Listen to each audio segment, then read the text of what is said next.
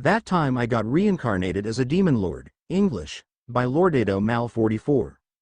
34 No hero can save the demon king. It's all your fault. It's all your fault, Satoru. A stab of pain shot through my chest when I heard those words, an ache in a different way than before.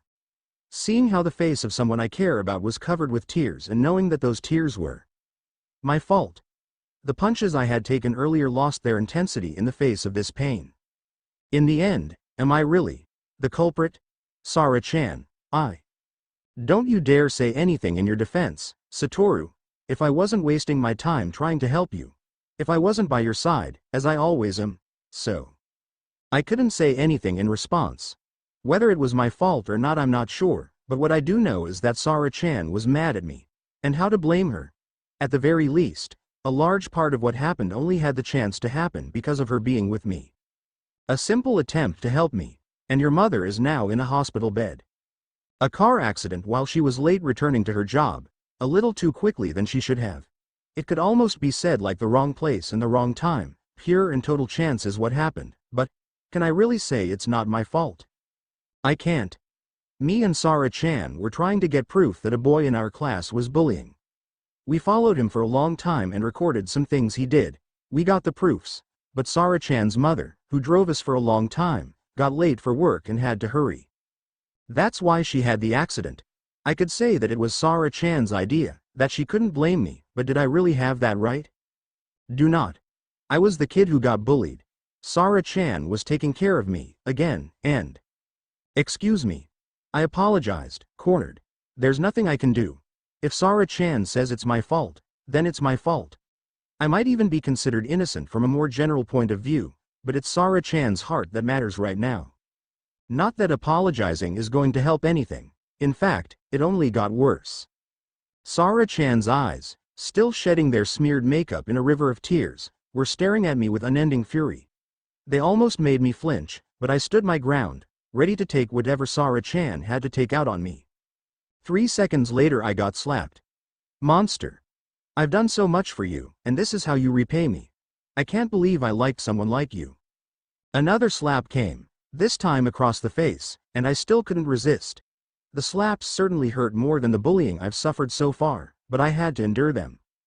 Otherwise, would I have a chance to be friends with Sara-chan again?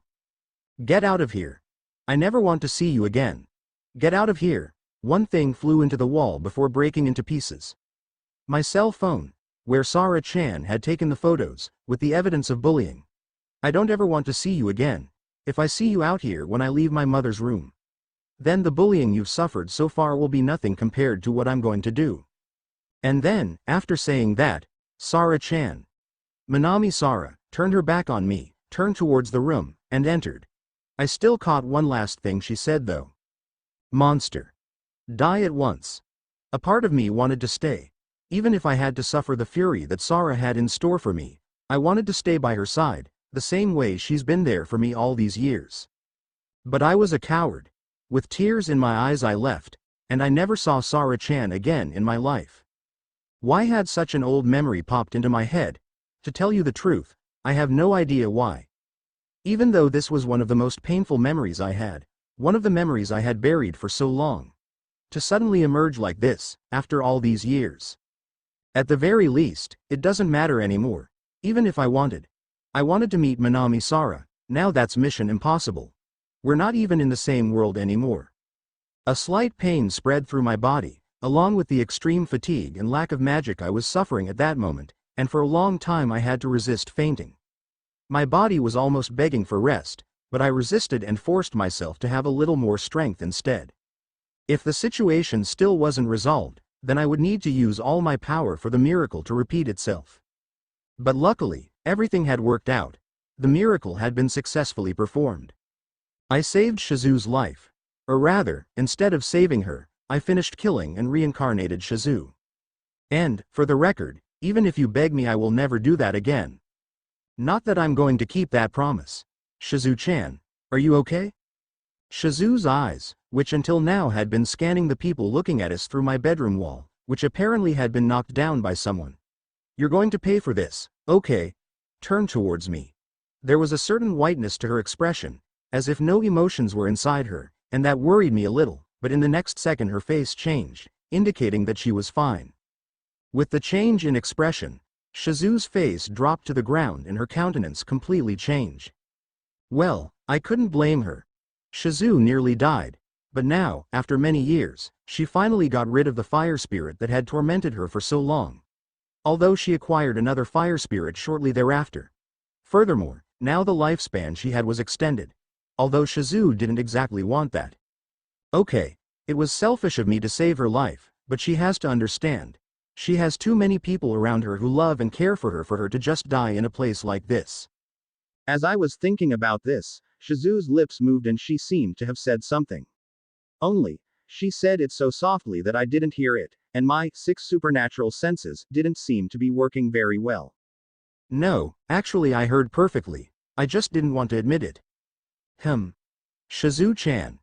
Shizu raised her face, hatred clearly visible in her eyes as tears rolled down her cheeks. If the makeup was smudged, then it would be a perfect mirror of the past.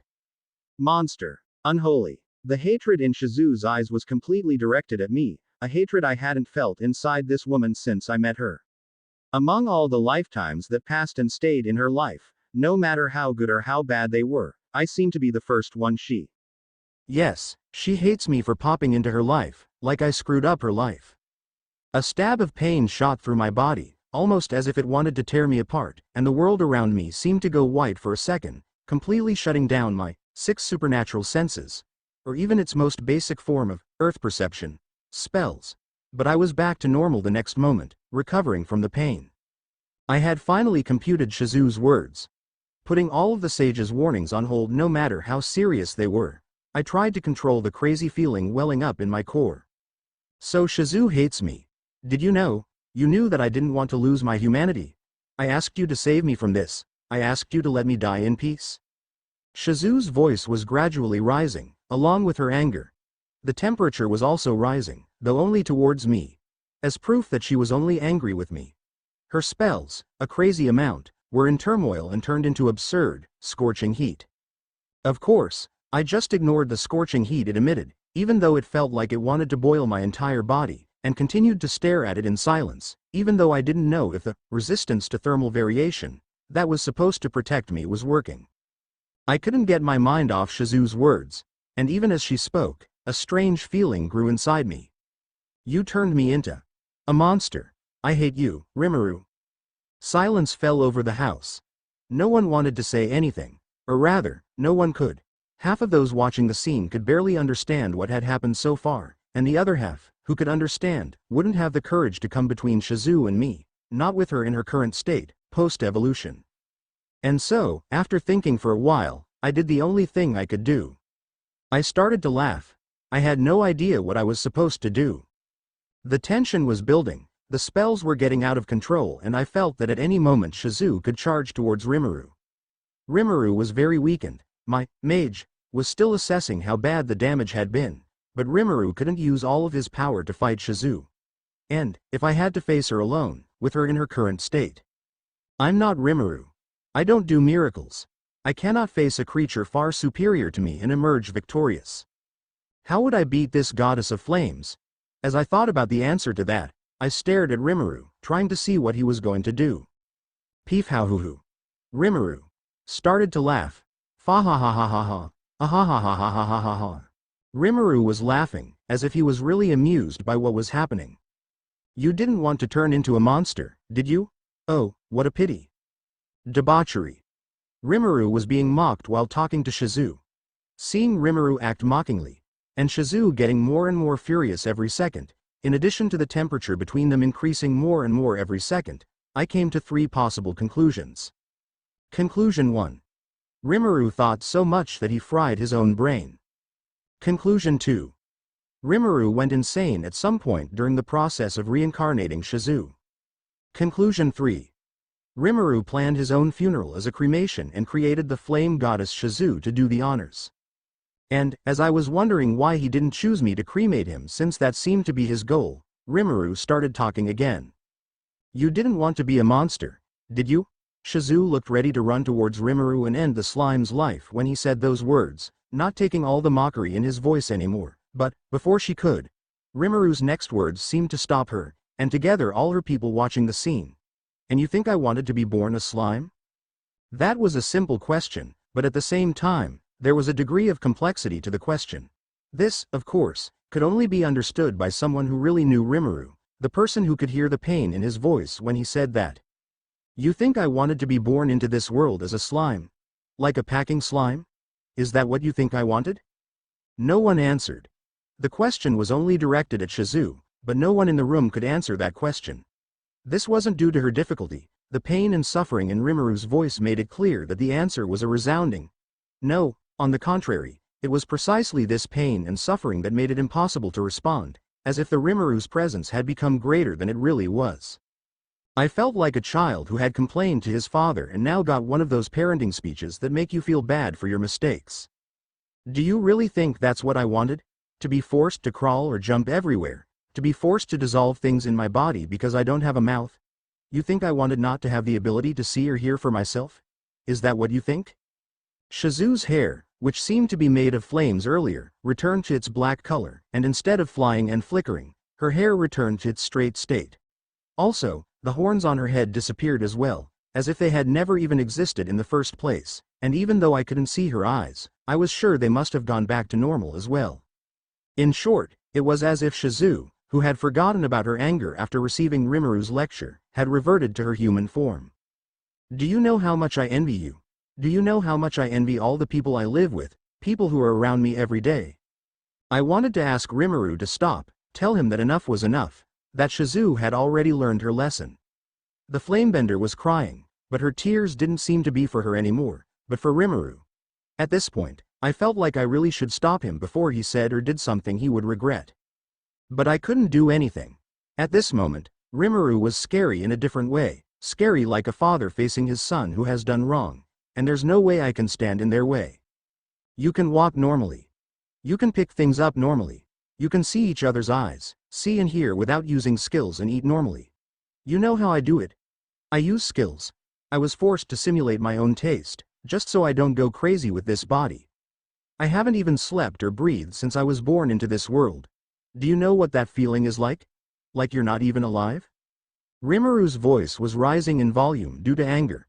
Considering he uses one of his skills to speak, he was probably using it mindlessly and was building up the intensity. The bedroom walls vibrated, dust fell from the roof, and we nearly backed away, just because of the force of his words. Still, no one moved. I don't think anyone has the guts for that right now. The possibility of going deaf must be better.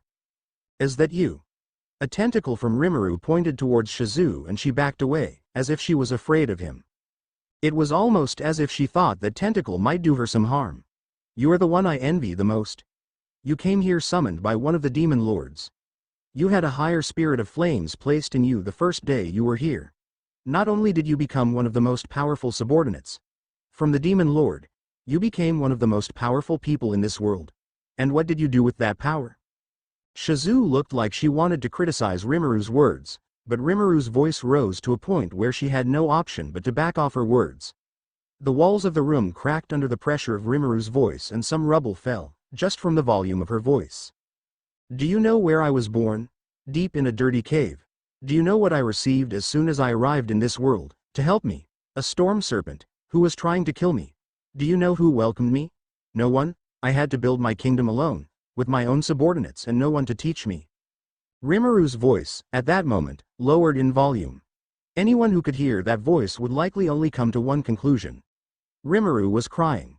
After releasing the grievances he'd kept bottled up all this time. Rimuru was crying. You've been hailed as a hero for over 50 years. People love you wherever you go. You have people waiting for you in this world, who love you, and I. Rimuru's face fell, as her body seemed to melt to the floor. Soon after, Rimuru composed himself, turning his back to Shizu. I'm a despicable monster to half of those who see me. I'm hunted by the fairy queen and the spirits just for being a slime. And besides, I don't even know if my subordinates aren't on my side just because of the brainwashing effect of one of my skills. There were surprises for some of those on my side, but not for me. Mage had already warned me of the strange effect on Rimuru's spells, which made him more attractive, and that had no effect on me. Despite that, I was impressed that Ranga didn't have any change in his expression, as if he already knew or didn't care. No, he just doesn't really care. Slime-san. Shizu, with a slightly broken voice, like she had been crying for a while, and with a somewhat regretful expression, tried to speak. She raised her hand to Rimuru, as if she wanted to ask for his forgiveness. But it was too late. Get out. At first, it was like Shizu didn't understand. No, nobody understood. Rimuru spoke that single word in such a calm tone that it was as if the meaning of it just ceased to exist. Her voice wasn't broken, she just sounded neutral. As if there was no emotion behind it. Get out of here. Get out of my house. Get out of my sight. Get out of here, Shizu Izawa. Shock rippled through all of us at those words. Hearing Rimuru scream like that, and the demand that Shizu leave the hut, just Shizu, who he had treated kindly until now. Well, considering everything that's happened so far, it kind of makes sense, but it's still scary. And what was worse was that he said her full name instead of using Chan. Of course, Shizu didn't want to leave. She wanted to straighten things out with Rimuru, talk to him and fix the situation before things got worse. But when the Rimuru turned towards her, the look he gave her. Well, not that they had eyes, but it was scary.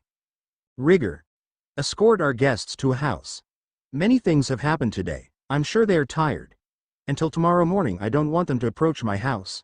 Ranga. Stay at the door. If anyone approaches, let them know, and if they insist, bite until the person stops moving. There were no responses from the two listening when the question was asked, so Rimuru's gaze was directed towards us. The chill that ran down my spine right after was the worst I'd ever felt in my life. Understood? Understood. Rimuru-sama. Understood, master. Rigor started to move at the same moment, entering the room and grabbing Shizu by the arm as he helped her to her feet. Even if she didn't want to go, and if she had the power not to, it was clear that there was no more possibility of conversation for today. So, under these conditions, Shizu obediently got up and left. Me, Kabul, Guido, Uren, Rigordo and a few others left when Ranga started growling at us, indicating to get away. Everybody left. When I finally confirmed that, a slight feeling of relief washed over me, and at the same time that I relaxed, what I held back all this time happened. Bloorsh, as if vomiting blood, a goo, spat out of my own body, splattered across the floor. Well, instead of blood, it was more accurate to say that this was my own body that had sneezed, which was out of control. Smiling bitterly as I drank my body back, I crawled over to the bed, leaving the trail with remnants of me I couldn't hold back. Wise, damage report. Less than understood. Subject Rimuru Tempest, after using his own body to defend against a surge of spells, is in critical condition. Physical body 0% damage. Spiritual body 48% damage. Soul 12% damaged and increasing. Forced sleep mode will activate for the next 13 hours. Greater than. Shit. That was the only thing I could think of, in a corner of my own mind, before I felt my consciousness disappear completely. It seems that, even in another world, jumping in front of a truck-sama to save someone's life doesn't work out. Less than warning.